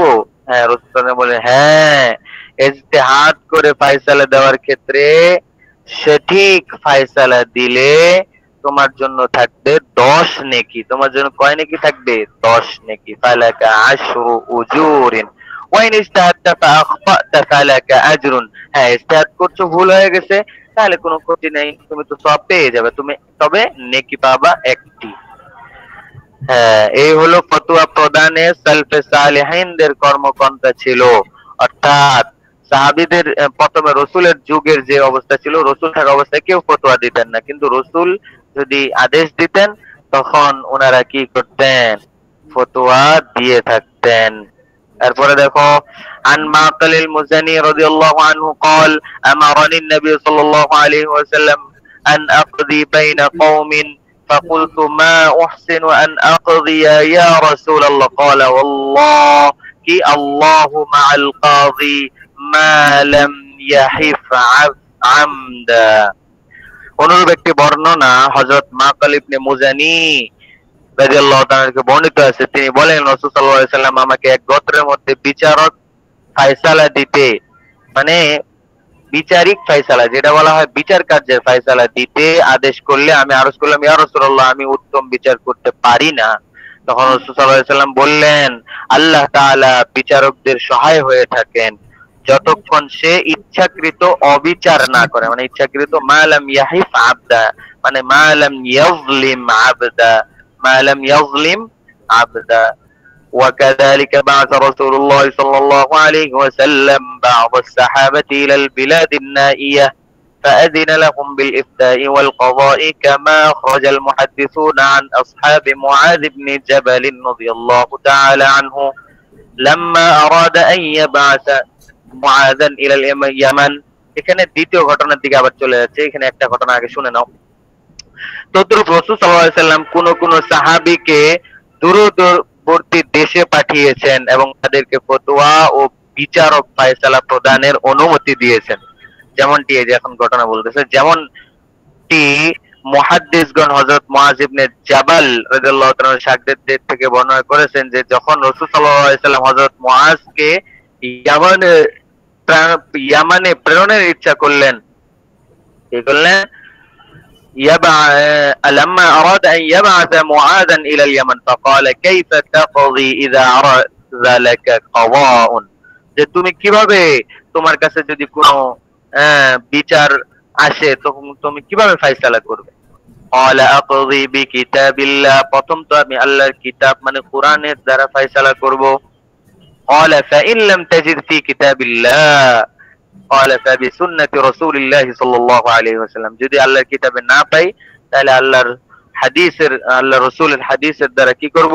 ফয়সালা করব। قال فإن لم تجد في سنة رسول الله صلى الله عليه وسلم ولا في كتاب الله, এখন দেখা গেল তুমি আল্লাহর হাদিসের মধ্যেও পেলে না, কোরআনের মধ্যেও পেলে না, তখন কি করবে? قال أجتهد رأيي ولا آل। হ্যাঁ, তখন মুআয রাদিয়াল্লাহু আনহু এত সুন্দর একটা জবাব দিলেন যে তখন তিনি বললেন যে আমি আমার রায়ের ব্যাপারে ইজতিহাদ মানে গবেষণা করব, ওয়ালা আলু, এবং আমি অবহেলা করব না। হ্যাঁ, তখন রাসূল সাল্লাল্লাহু আলাইহি ওয়াসাল্লাম এই কথাটা এত পছন্দ করলেন, দেখো কি বলতেছে, ফাদারাবা রাসূলুল্লাহ সাল্লাল্লাহু আলাইহি ওয়াসাল্লাম সাদরাহু, রাসূল সাল্লাল্লাহু আলাইহি ওয়াসাল্লাম তার বুকে একটা, অনেক সময় খুশিতে মানুষ সুন্দর কথা বলছো এরকম ভাবে থাবা দেয় হালকা করে, এটা আবার ব্যথার থাবা না, হালকা করে খুশির থাবা দিয়েছেন। হ্যাঁ, ফাকাল আলহামদুলিল্লাহিল্লাযী ওয়াফাকা রাসূলিল্লাহি লিমা ইউরদি রাসূলুল্লাহ, তিনি বলে উঠলেন সমস্ত প্রশংসা ওই আল্লাহ তাআলার জন্য যে আল্লাহর রাসূলের প্রতিনিধির কথাটা মুয়াফিক হয়ে গেছে আল্লাহর রাসূলের কথার, যেই কথায় রাসূল সন্তুষ্ট হয়ে গিয়েছেন। এই কথার দ্বারা তিনি ওনাকে অনেক সুন্দর সান্ত্বনা দিয়েছেন। وهذا الحديث وإن أعله بعض المحدثين بجهالة الحارث بن দেখো কি বলতেছে, হ্যাঁ, وهذا الحديث وإن أعله এখন এই হাদিসটা সম্পর্কে একটু সমস্যা তিল ও কাল আছে তো এই ব্যাপারটা একটু টানতেছে وإن أعله بعض المحدثين بجهالة الحارث بن عمرو وجهالة من روى عن من أصحاب معاذ بن جبل رضي الله عنه ولكن تلقاه علماء كل عصر ومصر بالقبول ويقول الحافظ ابن القيم رحمه الله تعالى فهذا حديث وإن كان عن غير مسمين مسمين فهم أصحاب معاذ فلا يضره ذلك لأنه يدل على شهرة الحديث বলতেছে এই হাদিসের রাবি হারিস ইবনে আমরের পরিচয় এবং হযরত মুআজ ইবনে জাবাল রাদিয়াল্লাহু তাআলা যেসব শাগিরদের থেকে এটি বর্ণিত তাদের পরিচয় অজ্ঞত থাকার কারণে মানে তাদের পরিচয় এটা মাজহুল থাকার কারণে কোন কোন মুহাদ্দিস যদিও হাদিসটিকে ত্রুটিযুক্ত সাব্যস্ত করেছেন কিন্তু প্রত্যেক যুগ ও শহরের উলামায়ে কেরাম এটাকে কবুল করেছেন। তোমরা এটা পড়েছো যে তালাক্কি বিল কবুলের কারণে অনেক সময় হাদিস সহিহের দরজায় পৌঁছে যায়, এরকমই ব্যাপারটা এখানে। তো উলামায়ে কেরাম যে প্রত্যেক যুগের উলামায়ে কেরাম এবং মাশহুর উলামায়ে কেরাম এটাকে গ্রহণ করেছেন। হ্যাঁ, হাফেজ ইবনুল কাইয়্যিম রাহমাতুল্লাহ আলাইহি তিনি বলেছেন হাদিসটি যদিও মুআজ ইবনে জাবাল রাদিয়াল্লাহু তাআলা আনহুর হাদিসটিতে যদিও মুআজ ইবনে জাবালের পরিচয় অজ্ঞাত শাগিরদের থেকে বর্ণিত তবু এটি গ্রহণ করতে কোনো অসুবিধা নেই। কেন? কেননা প্রত্যেক যুগ ও শহরের উলামায়ে কেরাম এটাকে গ্রহণ করেছেন। সুতরাং এটা কি হয়ে গেছে? এটা মাশহুর হাদিস হওয়ার উপর প্রমাণ বহন করে। মানে ওই যে বললাম যে তালাক্কি বিল কবুলের কারণে একটা হাদিস তোমার মাশহুর হাদিস বা সহিহ হাদিসের দরজায় পৌঁছে যায়। وأن الذي حدث به الحارث بن عمرو عن جماعة من أصحاب معاذ لا واحد منهم وهذا أبلغ في الشهرة عن واحد منهم لو سمي। এবার বলতেছে কি বলতেছে দেখো, তাছাড়া হারিস ইবনে আমর রাহমাতুল্লাহ আলাইহি হাদিসটিকে মুআজ ইবনে জাবাল রাদিয়াল্লাহু তাআলা একাধিক শাগিরদ থেকে বর্ণনা করেছেন। তিনি এক শাগিরদ থেকে বর্ণনা করেননি, একাধিক শাগিরদ থেকে বর্ণনা করেছেন। এটা তো পরিচয় জানা মাত্র একজন শাগিরদ থেকে বর্ণনা করাচ্ছে, হ্যাঁ মানে পরিচয় একজনের তুমি একজন শাগিরদের মারুফ একজন শাগিরদ তার চেয়ে অনেকগুলো শাগিরদের থেকে হাদিস বর্ণনা করলেও ওইটাও ওই একজন শাগিরদের কায়েম মাকাম হয়ে যায়, ওইটাই বুঝাচ্ছে, ওইটাই বলতেছে। এটা তো একজন পরিচয় জানা শাগিরদের থেকে বর্ণনা করাচ্ছে হাদিসটির প্রসিদ্ধির ক্ষেত্রে বেশি প্রভাব রাখে, বুঝছো? তারপরে দেখো কাইফা ওয়া শু'বাতু হামিলু লিওয়াই হাযাল হাদিস, বলছে এটা কেনই বা হবে না, এটা কেনই বা হবে না, এই হাদিসটা প্রসিদ্ধির দরজায় কেনই বা পৌঁছবে না। হ্যাঁ, অথচ এই হাদিসের যিনি ওয়াশুবা কাইফা ওয়াশুবাতু হামিলু লিওয়াই হাযাল হাদিস, এই হাদিসের যিনি বহনকারী বললে বর্ণনাকারী আর কি শুবা, তিনি হলো এই হাদিসের মূল। তাহলে মূল যিনি আছেন শুবা তিনি তো মাজহুল নয়, এই জন্য বলতেছেন এই হাদিসের মধ্যে কোনো সমস্যা নেই। وقد قال بعض أئمة الحديث إذا رأيت الشعبة في إسناد حديث فاشدد يديك به। কোন কোন আইমায়ে কেরাম তো বলেছেন যখন তোমরা শুবাকে কোন হাদিসের সনদের মধ্যে দেখবা তখন এটাকে শক্তভাবে দুই হাতে ধরে নাও। তো এই হাদিসের রাওয়ীদের মধ্যে শুবা রাদিয়াল্লাহু তাআলা আছেন। قال أبو بكر الخطيب قال أبو بكر الخطيب وقد قيل إن عبادة بن نسي وهو عن عبد الرحمن بن غنم عن معاذ وهو هذا إسناد متصل। তিনি একটা সনদ বর্ণনা করেছেন, এই সনদটাও মুত্তাসিল। ورجاله معروفون بالثقة, এবং প্রত্যেকেই এখানে যতগুলো রাবি রিজাল বলতে প্রত্যেক রাবিরাই এখানে হলো মারুফ প্রসিদ্ধ রাবি থিকা রাবি। আলা আন্না আহলাল ইলমি قد نقلوه, এমনকি উলামায়ে মানে আহলে ইলমদার মুহাদ্দিসিন ইকরাম তাদের থেকে হাদিস বর্ণনা করেছেন, ওয়াহতাজু বিহি এগুলোর দ্বারা দলিলও পেশ করেছেন। ফাওয়াফাকনা বিযালিকা আলা সিহহাতি ইনদাহুম, সুতরাং এর মাধ্যমেও তা সহিহ হওয়ার উপরে আমরা মুওয়াফিক হয়ে গেলাম। হ্যাঁ, তার মানে মানে কয় ভাবে হাদিসটা ঠিক করলো। একবার বললো যে তালাক্কি বিল কবুলের কারণে হাদিসটা গ্রহণযোগ্য, আরেকটা বললো যে হাদিসের মধ্যে শুবা আছেন, যিনি একজন এমন রাবী যার প্রত্যেকটা সনদ যখনই দেখা হয় তখনই সনদের মধ্যে ওনাকে পাওয়া গেলে হাদিসটা গ্রহণ করে নেওয়া হয়। এই দুই কথায় সুন্দর একটা উত্তর। আরেকটা বললো যে একটা সনদ দেখাইলো, এই সনদটাও হলো মুত্তাসিল দেখায় দিল। কয়েকবার উত্তরটা দিল। তারপরে দেখো ثم إن هذا الحديث مؤيد بحديث صحيح أخرجه الشيخان عن عمرو بن العاص رضي الله تعالى عنه أنه سمع رسول الله صلى الله عليه وسلم يقول إذا حكم الحاكم فاجتهد ثم أصاب فله أجران وإذا حكم فاجتهد ثم أخطأ فله أجر। বলতেছে অনেক সময় এটার জবাবটা এইভাবে শুনো, অনেক সময় একটা হাদিস এটা তোমার মাজহুল রাবীর থেকে বর্ণিত হয়েছে, কিন্তু এই মাফহুমের যদি কোনো হাদিস পাওয়া যায় তাহলে ওই হাদিসটা মাকবুল হয়ে যায়, বুঝছো? এই যে মুআয ইবনে জাবাল রাদিয়াল্লাহু তাআলা যে হাদিসটা বললে যে ইন্নী আজতাহিদু বি হ্যাঁ, তার মানে বোঝা গেল যে ইজতিহাদ করবেন, এই ইজতিহাদের একটা মাকাম আছে। তো এইটার মাফহুমি দরজায় যদি কোনো হাদিস পাওয়া যায় তাহলে এই হাদিসটাও মাকবুল হয়ে যাবে। এর মাফহুমি দরজায় একটা হাদিস পাওয়া গেছে, এজন্য এই হাদিসটাও কি মাকবুল। এখন ওইটা এবারতের অর্থটা শুনো কি বলছে। হযরত মুআয ইবনে জাবাল রাদিয়াল্লাহু তাআলার শাগিরদের ইলম, দ্বীনদারিত্ব, মর্যাদা ও সত্যবাদিতা সম্পর্কে কে না জানে। তার শাগিরদের মধ্যে এমন একজনও নাই যিনি মিথ্যুক বা কোনো দোষে দুষ্ট কিংবা কোনো অভিযোগে অভিযুক্ত, বরং তার শাগিরগণ মর্যাদা ও শ্রেষ্ঠত্বে মুসলমানদের মধ্যে সেরাদের অন্তর্ভুক্ত। আহলে ইলমগণ উক্ত হাদিসকে বর্ণনা করেছেন নির্দ্বিধায় ও নিঃসংশয়ে। তাছাড়া হাদিসটির ঝান্ডাবাহী কে ছিলেন, মানে মূল ছিলেন হযরত শুবা রাদিয়াল্লাহু তাআলা আনহু। তখন তিনি তখন কি আর সন্দেহের কোনো অবকাশ থাকে? আর কোনো সন্দেহ থাকে না। এখন ওই যে লাস্টের বড়টা শাইখানের যে উত্তরটা, ওইটার কথাটা শুনো।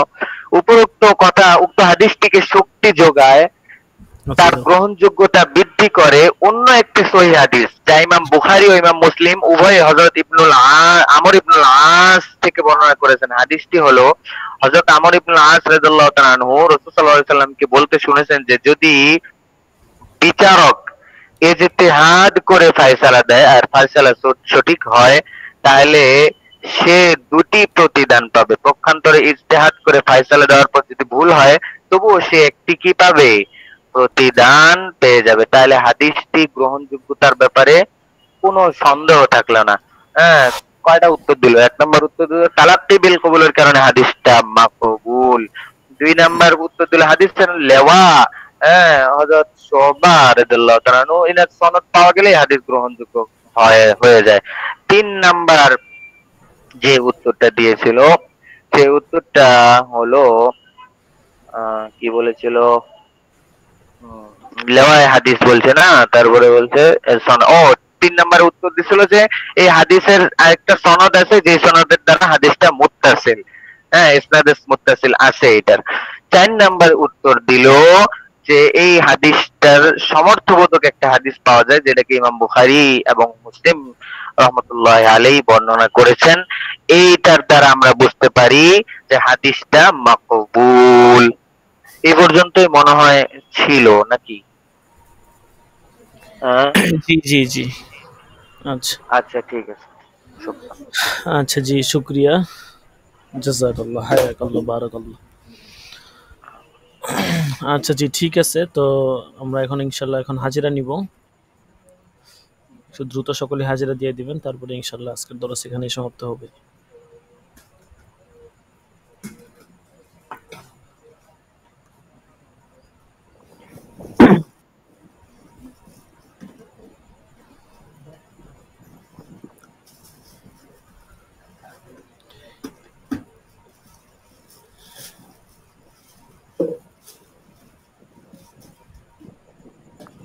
জুনায়েদ আল হাবিব 1। লাব্বাইক।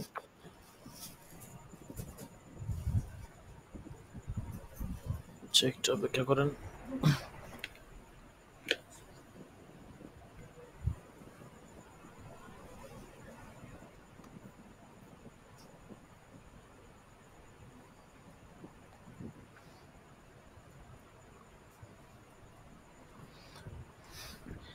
3 রাকিবুল হাসান, লাব্বাইক 6 ইব্রাহিম খলিল, 8 আবু তাহের, 9 মোহাম্মদ ইউসুফ,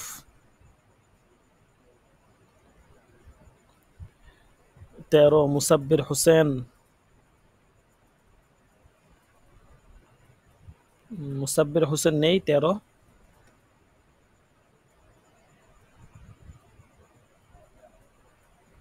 নেই। 14 আরমান হোসেন, 15 আব্দুল আহাদ, 16 জাবেদ হুসাইন। লাব্বাইক আপনি কি 11 নম্বর দরসে ছিলেন না? লাইন দেখা যাচ্ছে। জি ছিলেন না? ছিলাম। হ্যাঁ, জি আচ্ছা, ছিলেন না। 20 সাইদুল ইসলাম,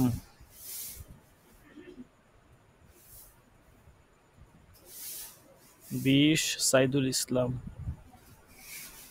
22 জাহিদুল ইসলাম, লাব্বাইক 23 মাহফুজ বিন কাসেম, লাব্বাইক 26 আল মামুন, 27 মাহফুজ সওদাগর, মাহফুজ সওদাগর নেই 27। 28 মনিরুজ্জামান, মনিরুজ্জামান 28।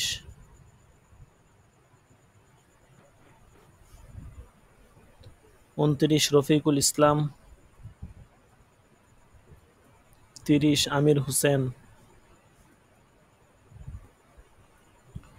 31 ইয়াসিন শেখ, 32 হেদায়েতুল্লাহ,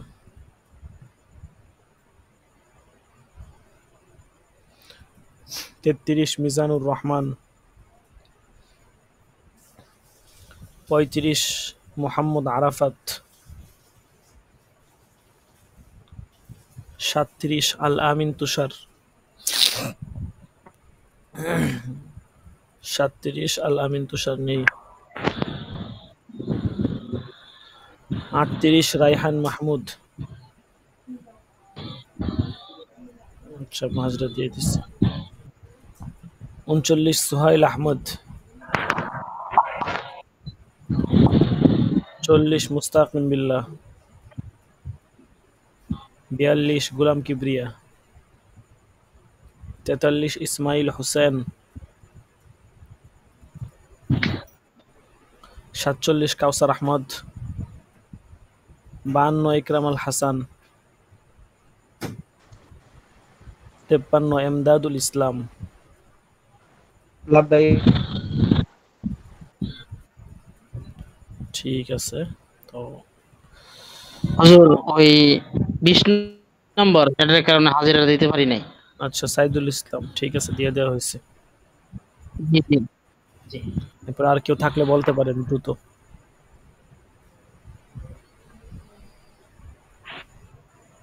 উপস্থিতির সংখ্যা খুবই কম, প্রায় আমাদের অর্ধেক পরিমাণ স্টুডেন্টই নাই, অনেক গাইন দেখা যাচ্ছে।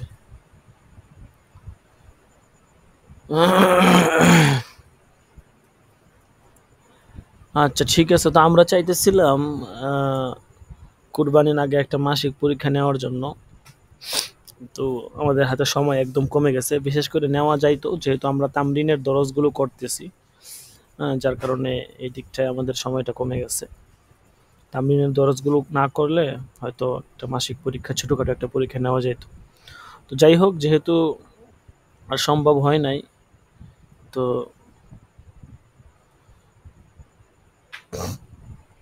প্রথম সাময়িক পরীক্ষা হবে আর কি।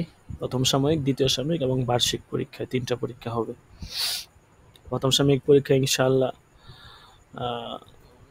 মুহররম সফর মাসেই হবে, সফর মাসের শুরু বা শেষের দিকে। আচ্ছা ঠিক আছে, সকলে একটু মনোযোগ দিয়ে পড়াশোনা করবেন। আগামী বুধবার দিন হয়তো আমাদের তামরিনের দরজগুলো শেষ হয়ে যাবে। তারপরে 17 তারিখে হয়তো ঈদুল আজহা, এর আগে আরো 1-2টা দরজ হবে সোমবার দিন বা কিবার দিন যেন ঈদ হয়, তো এর আগের দরজটা হবে আর কি। আর আমাদের যেহেতু অনলাইনে ক্লাস, তেমন ছুটিছাটারও প্রয়োজন নেই, সর্বোচ্চ 1-2টা ক্লাস গ্যাপ দেওয়া যেতে পারে। হুম, সকল আপন জায়গা থেকে করতে পারেন, বিশেষ ওইরকম লম্বা কোনো ছুটির আমাদের প্রয়োজন নেই। আচ্ছা ঠিক আছে, তো আজকে এ পর্যন্তই। যদি কারো কোনো প্রশ্ন থাকে পড়ালেখা সংক্রান্ত, প্রত্যেক কিতাবের জন্য নির্দিষ্ট উস্তাদ রয়েছেন, যে কিতাব পড়ান ওনাদেরকে নক দিতে পারেন, গ্রুপে আমাদেরকে বলতে পারেন, প্রত্যেকে আলোচনা করতে পারেন, তাকরা মুজাকারা করতে পারেন, কোনো সমস্যা নেই। আচ্ছা ঠিক আছে, তো আজকে এ পর্যন্তই। সকলে ভালো থাকবেন। আসসালামু আলাইকুম ওয়া রাহমাতুল্লাহি ওয়া বারাকাতুহু।